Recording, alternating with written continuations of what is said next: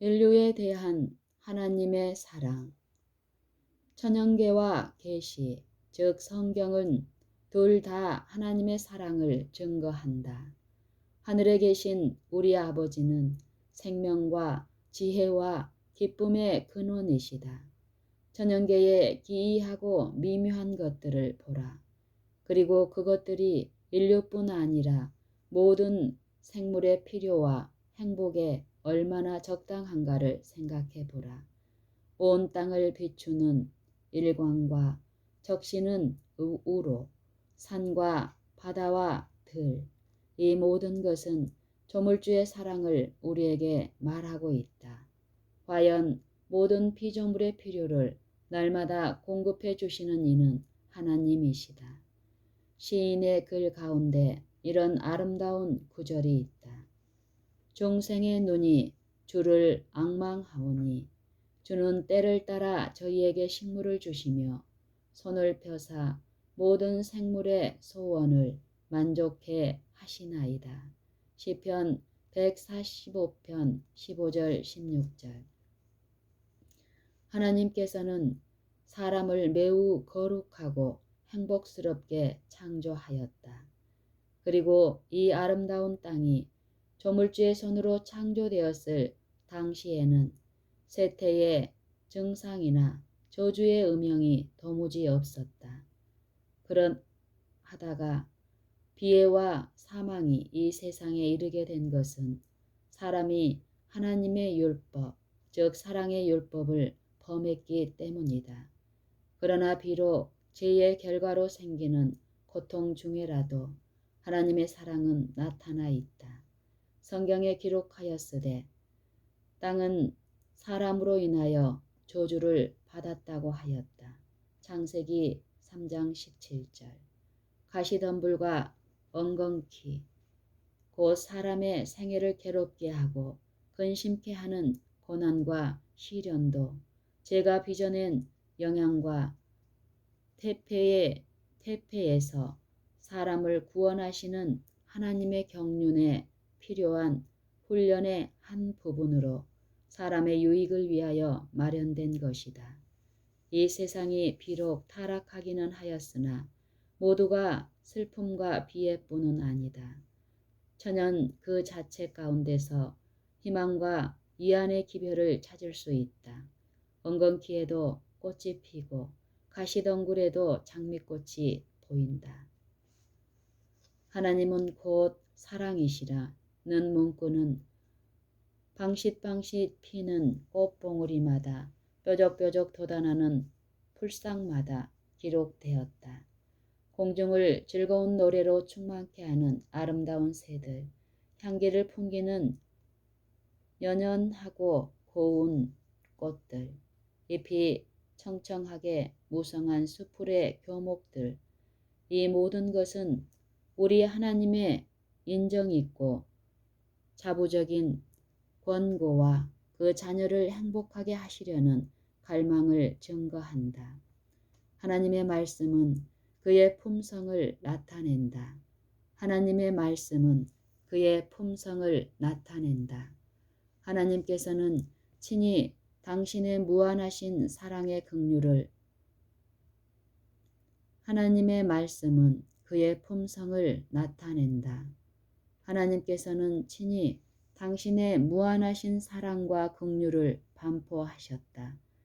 모세가 주의 영광을 내게 보이소서 하고 기도하였을 때에 주께서 대답하시기를 내가 나의 모든 선한 형상을 네 앞으로 지나가게 하리라고 하셨다.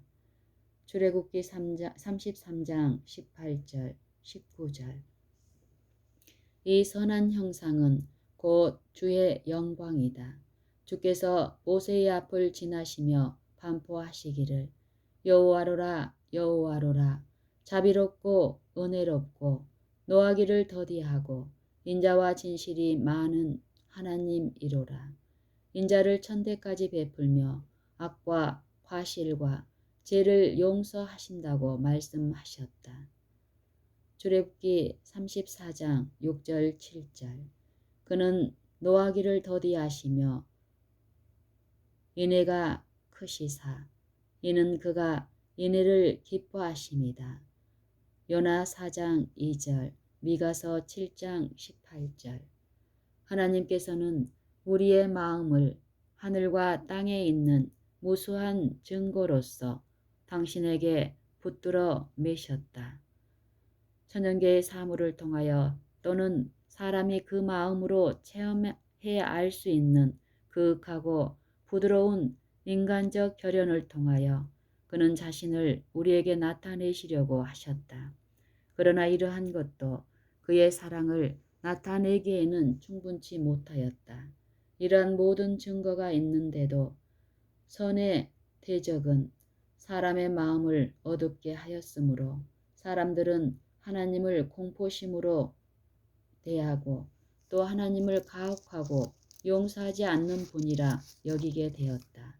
사단은 사람으로 하여금 하나님은 그 주요 특성이 엄혹하게 처단하시는 자, 즉 엄격한 법관자이나 강팍하고 각박하고 인색한 고리 대금자와 같이 생각하게 되었다.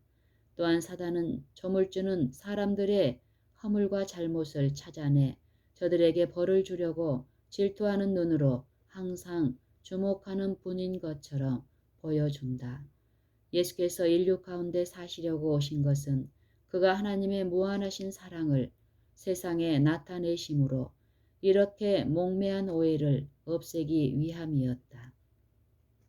하나님의 아들께서 하늘에서 강림하신 것은 하나님 아버지를 나타내시기 위함이었다. 본래 하나님을 본 사람이 없으되 아버지 품속에 있는 독생하신 하나님이 나타내셨느니라. 요한복음 1장 18절. 아버지 외에는 아들을 아는 자가 없고 아들과 또 아들의 소원대로 계시를 받는 자 외에는 아버지를 아는 자가 없느니라. 마태복음 11장 27절. 제자 중 한 사람이 아버지를 우리에게 보여주옵소서 하고 요청하였을 때 예수께서 대답하시기를 빌립아 내가 이렇게 오래 너와 함께 있으되 네가 나를 알지 못하느냐. 나를 본 자는 아버지를 보았거늘 어찌하여 아버지를 보이라 하느냐 하셨다. 요한복음 14장 8절 7절.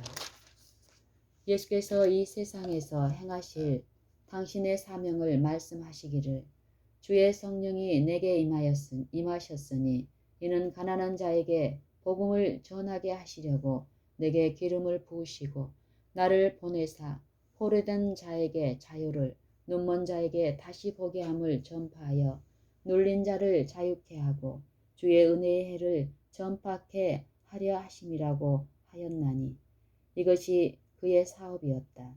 누가복음 4장 18절. 그는 두루 다니시며 선을 행하시고 사단에게 눌린 모든 자를 고쳐주셨다. 병자의 신음소리가 아무 집에서도 들리지 않는 촌락들도 있었나니 이는 예수께서 그 가운데로 지나시며 그들의 병을 고쳐주신 까닭이었다. 그의 사업은 그가 기름 부음을 받은 증거가 되었다. 사랑, 자비, 긍휼은 그의 생애의 온갖 행동에 나타났나니 그의 마음은 인류에게 부드러운 동정을 나타냈다. 그는 사람의 소원을 풀어주시기 위하여 인성을 쓰셨다. 아무리 가련하고 비천한 자라도 그에게 가까이 나아가기를 두려워하지 않았다. 비록 작은 아이들이라도 그를 잘 따랐다. 저들은 그의 무릎 위에 올라 앉아서 인자하시고 사려 깊은 그 얼굴을 쳐다보기를 좋아했다.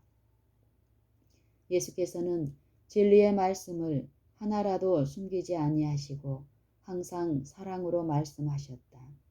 그는 사람들과 교제하실 때에 크신 지혜를 가지고 주의 깊고 친절한 태도로 하셨다. 무례하지 않으시고 가혹한 말을 함부로 하지 않고 감정이 예민한 사람들을 쓸데없이 상심케 하지 않으셨다. 그는 사람들의 약점을 비난하지도 않으셨다. 그는 진리를 말씀하시되 항상 사랑으로 하셨다. 그는 외식과 불신과 불의를 단연히 견책하셨다. 그러나 그가 그렇게 심한 견책을 하실 때마다 그의 말씀에는 눈물이 섞여 있었다. 그는 사랑하는 성 예루살렘을 향하여 우셨나니 이 성은 길이요 진리요 생명이신 그를 거절하였다. 저들은 구주이신 그를 배척하였지만 그는 저들을 불쌍하게 여기셨다. 그의 생애는 극기적이고 남을 생각하여 돌보시는 생애였다. 모든 영혼이 그에게는 귀중했다. 그는 몸을 언제나 위엄있게 하셨으나 하나님의 가족에 속한 각 사람을 끔찍히 사랑하셨다. 그는 모든 사람이 타락한 영혼을 구원하시려는 당신의 사명의 대상자임을 아셨다. 그리스도의 생애 가운데 나타난 그의 품성은 이러하였나니 이것이 곧 하나님의 품성이다. 그리스도를 통하여 나타난 신령한 긍휼의 흐름은 하늘아버지의 마음에서부터 흘러내려 인류에게 미친 것이다. 자애로우시고 긍휼하신 구주 예수께서는 육신으로 나타난 하나님이시다. 디모데전서 3장 16절. 예수께서 세상에서 사시고 고난을 받으시고 죽으신 것은 우리를 구속하기 위함이었다. 그는 우리로 하여금 영원한 기쁨에 참여하는 자가 되게 하기 위하여 강고를 많이 겪은 자가 되셨다. 하나님께서는 은혜와 진리가 충만하신 당신의 사랑하시는 아들의 무한히 영광스러운 세계로부터 죄로 손상받고 쇠퇴되고 사망과 저주의 음영으로 어두워진 세계로 내려오심을 용납하셨다. 그는 당신의 아들이 사랑의 품과 천사의 존승을 떠나서 수치와 능욕과 압제와 증오와 사망을 당하는 일을 허락하셨다. 그는 당신의 아들이 사랑의 품과 천사의 존승을 떠나서 수치와 능욕과 압제와 증오와 사망을 당하는 일을 허락하셨다. 그가 징계를 받음으로 우리가 평화를 누리고 그가 채찍에 맞음으로 우리가 나음을 입었도다. 이사야 53장 5절. 보라 광야의 예수, 겟세마네 동산의 예수, 십자가상의 예수를 흠이 없으신 하나님의 아들이 죄의 짐을 몸소 지셨다. 하나님과 일체이신 그는 죄 때문에 하나님과 사람 사이에 막힌 두려운 간격을 그의 마음 가운데 절실히 느끼셨다.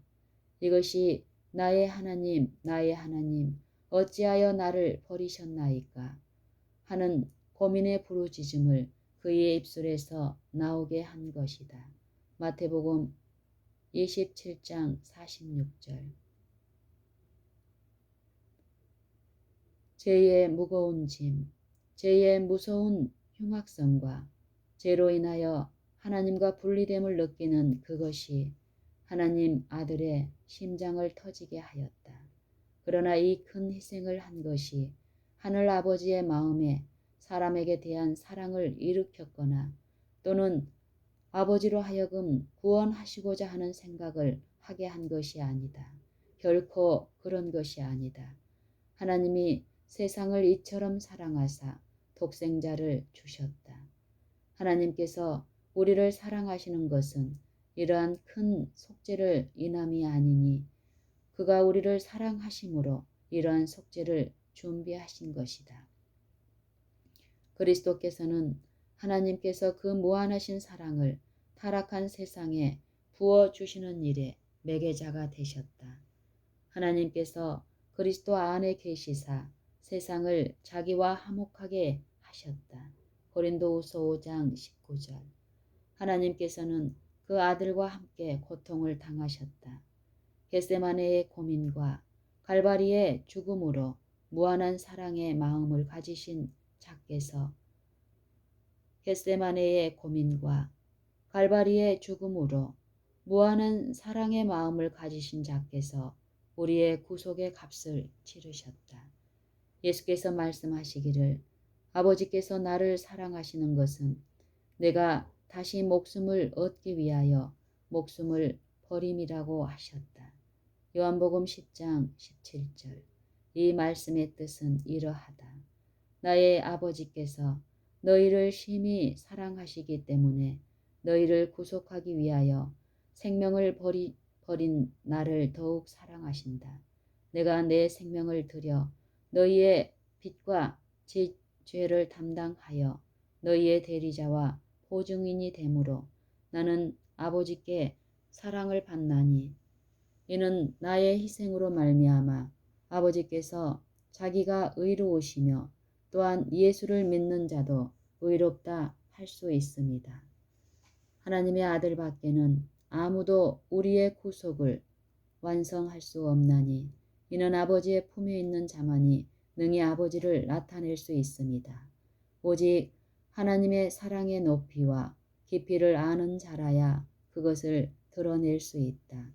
타락한 인류를 위하여 그리스도께서 드리신 무한한 희생이 아니고는 잃어버린 인류에 대한 하나님의 사랑을 표현할 길이 없는 것이다.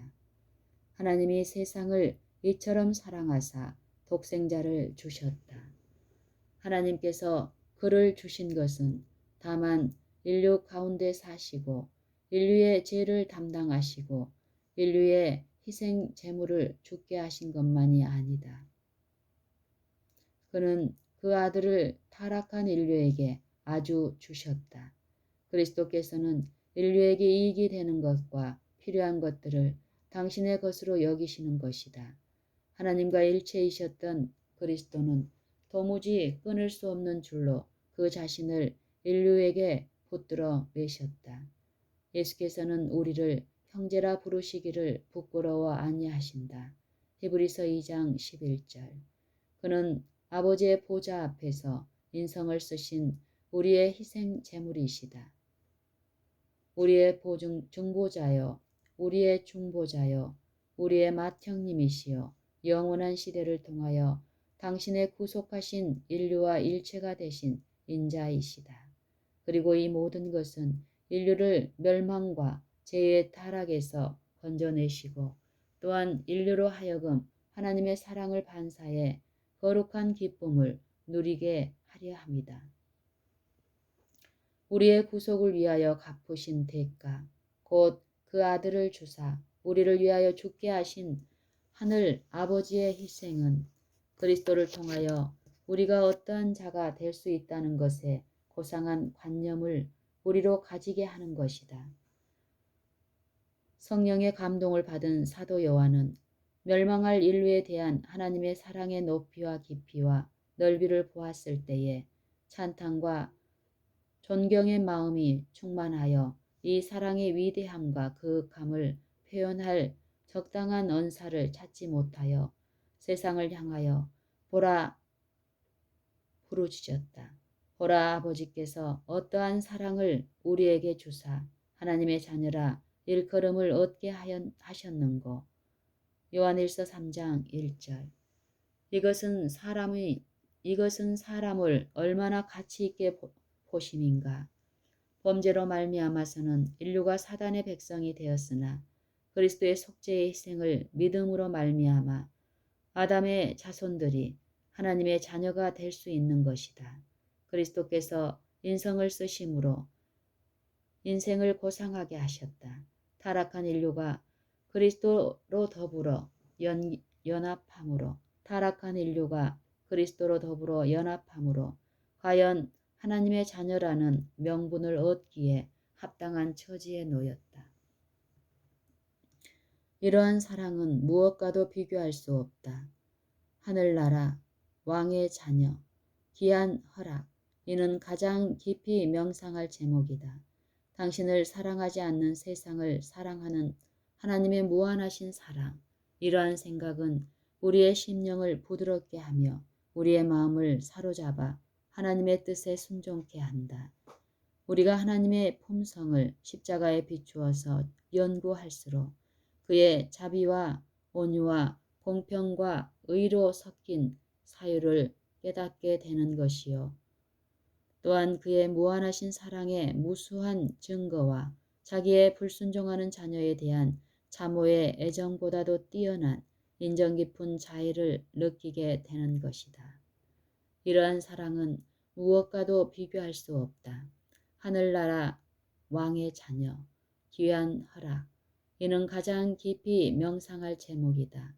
당신을 사랑하지 않는 세상을 사랑하는 하나님의 무한하신 사랑. 이러한 생각은 우리의 심령을 부드럽게 하며 우리의 마음을 사로잡아 하나님의 뜻에 순종케 한다. 우리가 하나님의 품성을 십자가에 비추어서 연구할수록 그의 자비와 온유와 공평과 의로 섞인 사유를 깨닫게 되는 것이요. 또한 그의 무한하신 사랑의 무수한 증거와 자기의 불순종하는 자녀에 대한 자모의 애정보다도 뛰어난 인정 깊은 자애를 느끼게 되는 것이다.